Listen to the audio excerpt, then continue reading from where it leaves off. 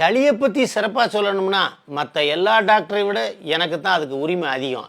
ஏன்னா எனக்கு 7 வருஷம் ஆஸ்மா இருந்தது. வாரம் இன்ஜெக்ஷன் போட்டால் தான் மூச்சு விட முடியுங்கிற அளவுக்கு நான் சங்கடப்பட்டேன். ஆனால் சளியிலிருந்து முற்றிலும் குணமாகி இன்னைக்கு உலகத்தில் சளி வராமல் தடுக்கிறதுக்கு என்னென்ன வழின்னு முற்றிலும் தெரிந்தவன் நான் தான். ஏன்னா ப்ராக்டிக்கலாக அனுபவிச்சதுனால எனக்கு தெரியும். சித்த மருத்துவ உலகின் பிதாமகனாக 32 வருட நீண்ட அனுபவத்தை பெற்ற மத்திய அரசின் சித்த மருத்துவ ஆராய்ச்சி மையத்தில் இயக்குநராக பணிபுரிந்து ஓய்வு பெற்ற டாக்டர் ஜெகஜோதி பாண்டியன் அவர்களின் சிறப்பு ஆலோசனையோடும் இங்கு கொடுக்கப்படும் சிறப்பு சிகிச்சை மூலமாகவும் நீண்ட நாட்களாக அவதிக்குள்ளாக்கிய உங்கள் ஆஸ்துமா மற்றும் சளி பிரச்சனையிலிருந்து விடுபட இன்றே ஸ்கிரீனில் தெரியும் எண்ணிற்கு தொடர்பு கொண்டு உங்கள் அப்பாயின்மெண்டை பதிவு செய்திடுங்கள். பொதுவாக சித்த மருத்துவத்தில் ஒரு நாளை 3ஆக பிரிச்சிருக்காங்க. காலையில் வாத நேரம், மத்தியானம் பித்த நேரம், ராத்திரி கப நேரம். இந்த கபகாலத்தில் கபம் வரக்கூடாது. அதே எனக்கா ஒரு நாளினுடைய கப நேரத்தில் கபத்தை கூட்டுற மாதிரி சாப்பிடக்கூடாது. அந்த மாதிரி இருந்தால் கபம் வராமல் இருக்கும். அது ஒன்று சீதோஷ்ணத்தினால வரும், அலர்ஜினால் வரும், அதுக்கப்புறம் சாப்பாட்டினால வரும். சாப்பாடு ரொம்ப முக்கியம், பழக்க வழக்கங்கள் இதுகள்லாம் ரொம்ப முக்கியம். ஆகையினால இன்ஃபெக்ஷன்ஸ் ஒருத்தருக்கு சளி வந்ததுன்னா இன்னொருத்தருக்கு வரும். இந்த மாதிரி வருது. ஏற்கனவே நான் சொன்ன மாதிரி தண்ணியும் முக்கியம். தண்ணியினாலேயும் பூச்சியினால் சளியும் வரும். 5 ஆண்டுகளில் செத்தவங்களுடைய சரித்திரத்தை எடுத்து பார்த்தீங்கன்னா 80% மூச்சு திணறி மூச்சு விட சிரமப்பட்டு கபம் அடைச்சிருந்ததுனால தான் செத்தாங்க. ஆகையினால கபத்தை அசால்ட்டாக இருக்கக்கூடாது. பொதுவாக ஆஸ்மானாலே நெஞ்சில் தான் இருக்கும். அதாவது மூச்சு விட முடியாது. ஃபெவிக்கால் போட்டு ஒட்டின மாதிரி டைட்னஸ் ஆஃப் த செஸ்ட், அதாவது நெஞ்சை இருக்கும், மூச்சு திணறும்.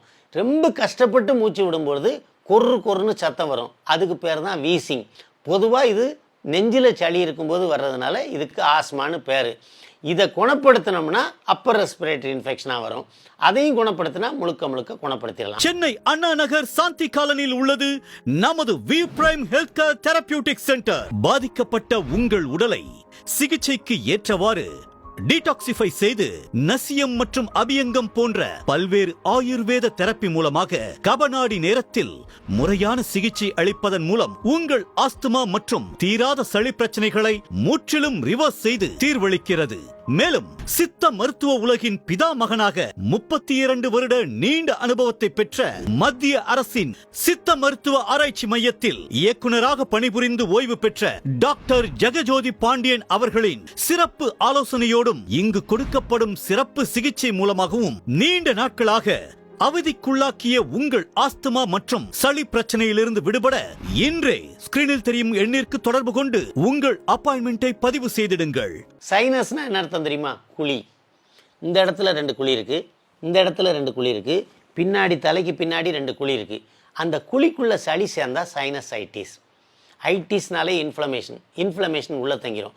இப்போ இந்த இடத்துல சளி இருக்கிறதுனால மூச்சு விடுறதுக்கு திணறும் அல்லது மூக்கிலிருந்து நீர் வடியும். அதனால் மூக்கு அரிக்கும். சரி, இந்த இடத்துல சளி இருந்தால் என்ன ஆகும்? அது தலைவலியை கொடுக்கும். தலைவலியை கொடுக்கறதோடு இல்லாமல் ஹேர் ஃபாலிங்கும் வரும். இதெல்லாம் வர்றதுக்கு காரணம் அந்த ஹீட்டு, அங்கே இருக்கிற சளியினால் ஹீட் இருக்கும். இந்த மைக்ரைன்கிறது ஒற்றை தலைவலி. அதாவது சரியாக தூங்காதனாலேயோ, கான்ஸ்டிபேஷனாலேயோ, ஓவராக கோல்டு சாப்பிட்டதுனாலேயோ, ஸ்ட்ரெஸ்னாலேயோ, டென்ஷன்னாலேயோ, ஓவர் திங்கிங்னாலேயோ இந்த மைக்ரைன் வரும். ஆனால் இந்த மைக்ரைனுக்கும் சித்த மருத்துவத்தில் மருந்து இருக்குது. அதுக்கு உள்ள சளிக்கு தீரக்கூடிய மருந்துகளையும் தலைவலியை போக்கக்கூடிய மருந்துகளையும் சேர்த்து சாப்பிட்டா அது குணமாயிரும். சித்த மருத்துவத்தில், ஆயுர்வேத மருத்துவத்தில் இதுக்கு அருமையான மூலிகைகள் கொண்டு தயாரிக்கப்பட்ட ஈஸ்னோஃபில்ஸ் கூடனா ஈஸ்னோ வேட்டுன்னே பேர் வச்சுருக்காங்க. இது அருமையான மருந்து. உண்மையான காரண பேர் தான் வச்சுருக்காங்க. இந்த ஈஸ்னோவிட் கேப்ஸில் என்னுடைய ஆலோசனைப்படி ரொம்ப சிவியராக இருந்தால் 3 வேளை போடணும். ரொம்ப சிவியர் இல்லைன்னா காலையில் ராத்திரி போட்டால் போதும். அதே நேரத்தில் இங்கே இருக்குது பாருங்கள், ஈட்டியோமெண்ட் ஆயின்மெண்ட்டுன்னு இருக்குது. இது எப்படின்னு கேட்டிங்கன்னா, இந்த ஆயின்மெண்ட் நேசல் கன்ஜஷன், அதே எனக்கா உங்களுக்கு தலைவலி, பீனிசம், சைனசைட்டிஸ், மைக்ரைன் இது எல்லாமே குணமாகும். இதை கைகால் வலிக்கும் போடலாம், தலைவலிக்கும் போடலாம். போட்ட ஒரு அரை மணி நேரத்திலேயே நல்ல குணம் தெரியும். ரொம்ப தரமான மருந்து, தரமான கம்பெனியில் தரமான மருந்தாக செஞ்சுருக்காங்க. இதை பயன்படுத்தினா சளி குறையும். நான் ஏற்கனவே சொன்ன மாதிரி அந்த சாப்பாட்டுகள் முறைகளையும் பயன்படுத்தி இந்த மருந்துகளையும் பயன்படுத்தி சீராக சாப்பிட்டு சீரானபடி இருந்தால் இந்த சீரழிக்கக்கூடிய சளியிலிருந்து நம்ம முற்றிலும் விடுபட முடியும் என்பது திண்ணம். ஆஸ்துமா மற்றும் நாள்பட்ட சளி பிரச்சனைகளில் நீண்ட நாட்களாக அவதிப்படுகிறீர்களா? கவலையை விடுங்கள். சென்னை அண்ணா நகர் சாந்தி காலனியில் உள்ளது நமது V prime health care therapeutic centre. சித்த மருத்துவ உலகின் பிதாமகனாக 32 வருட நீண்ட அனுபவத்தை பெற்ற மத்திய அரசின் சித்த மருத்துவ ஆராய்ச்சி மையத்தில் இயக்குநராக பணிபுரிந்து ஓய்வு பெற்ற டாக்டர் ஜெகஜோதி பாண்டியன் அவர்களின் சிறப்பு ஆலோசனையோடும் இங்கு கொடுக்கப்படும் சிறப்பு சிகிச்சை மூலமாகவும் நீண்ட நாட்களாக அவதிக்குள்ளாக்கிய உங்கள் ஆஸ்துமா மற்றும் சளி பிரச்சனையிலிருந்து விடுபட இன்றே ஸ்கிரீனில் தெரியும் எண்ணிற்கு தொடர்பு கொண்டு உங்கள் அப்பாயின்மெண்டை பதிவு செய்திடுங்கள். இந்த ஆயின்மெண்ட்டை மட்டும் அப்ளை பண்ணணும்னு இல்லை, நல்லா கொதிக்கிற வெந்நீரில் கொஞ்சம் போட்டு ஆவியும் பிடிக்கலாம். ஆவி பிடிச்சா உள்ளே இருக்கிற தண்ணியெல்லாம் வந்துடும். நீர் கோத்திருந்துன்னா அதெல்லாம் வெளியே வந்துடும். அதுக்கும் இந்த ஆயின்மெண்ட்டு பயன்படும். அற்புதமான கேப்சூலும் அற்புதமான இந்த ஆயின்மெண்ட்டையும் பயன்படுத்தலாம். இன்ஃபெக்ஷன் இல்லாத ஃபீவராக இருந்தால் கண்டிப்பாக இது ஃபீவரையும் குறைக்கும், தலைவலியும் குறைக்கும், ஜலதோஷத்தையும் குறைக்கும்.